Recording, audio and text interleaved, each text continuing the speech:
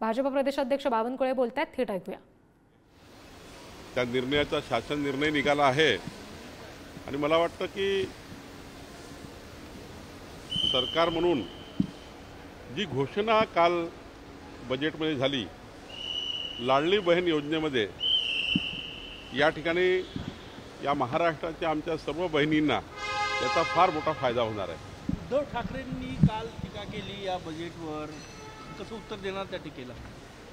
नाही, उद्धव ठाकरे यांचं मी ऐकलेलं आहे, त्यांचे यापूर्वीचंही मी ऐकलेलं आहे की मला बजेट समजतच नाही आणि जेव्हा दुसरं बजेट येतं तेव्हा मला समजायला लागतं।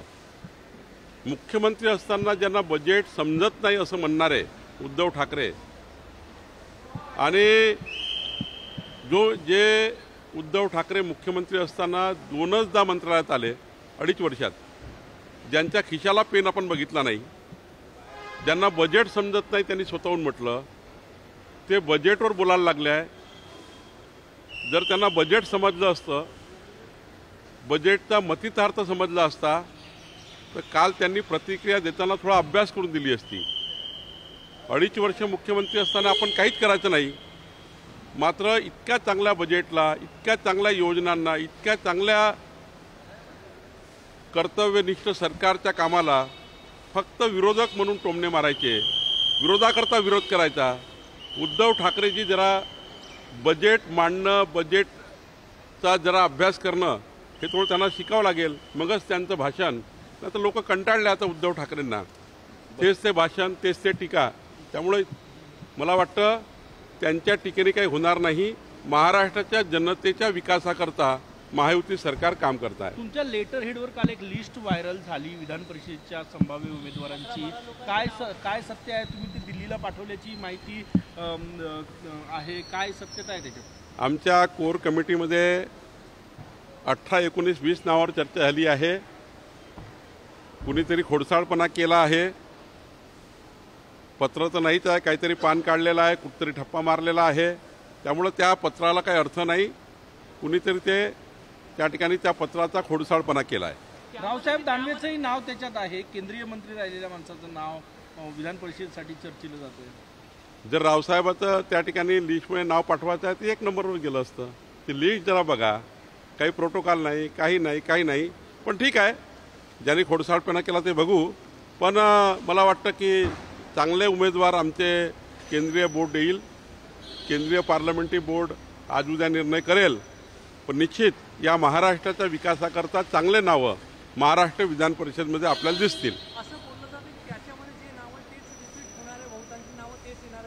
नाही, कॉमन असतं, काही लोक अंदाज बांधतात, काही लोक काही करतात, अंदाजावर काही याद्या तयार होतात, काही कशाही पद्धतीने करतात।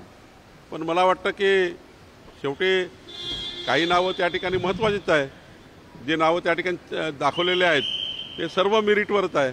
पण मला असं वाटतं की त्या लिस्टचा आधार काही नाही। आज बैठक आहे तुमची महत्त्वाची, काय चर्चा अपेक्षित आहे? आज विधान परिषदेचे नावं फायनल होऊ शकतात का या बैठकीत? मला वाटतं आज नाव येतील असं वाटतं आहे, कारण 2च दिवस आता शिल्लक आहे। आणि आजची बैठक जी आहे, विधानसभा निवडणुकीचे प्रभारी माननीय भूपेंद्र यादवजी, केंद्रीय मंत्री आणि आमचे अश्विनी वैष्णवजी हे सुद्धा बैठकीला येत आहे। या बैठकीतनं आमच्या कोर ग्रुपची बैठक आहे, आमचे 21 लोकांचा जो कोर ग्रुप आहे त्याची बैठक आहे। लगेचच मग निवडणूक व्यवस्थापन समितीची बैठक आहे आणि यातनं मग महाराष्ट्राच्या निवडणुकीला समोर कसं जायचं याची भूमिका ठरणार आहे। 14 तारखेला पुण्यामध्ये आमची विस्तृत राज्याची कार्यकारिणी आहे। 4-4.5 हजार प्रतिनिधी त्या कार्यकारिणीला उपस्थित राहणार आहे आणि माननीय अमित भाईंना आम्ही वेळ मागितलेला आहे, त्यांनी येण्याचं मान्य केलं आहे।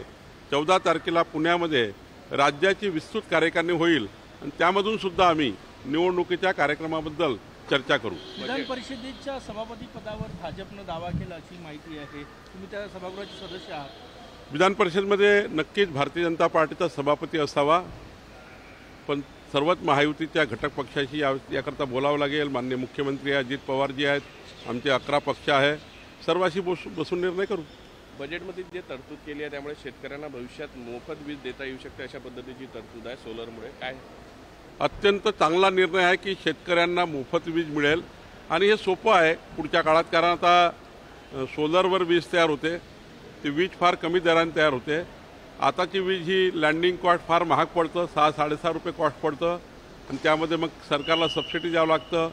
सबसिडी देण्याऐवजी सोलरचे प्रकल्प जर उभे केले तर पुढच्या 3-4 वर्षामध्ये सर्वच शेतकऱ्यांना सोलरायझेशन करून आपल्याला मोफत वीज देता येऊ शकतं.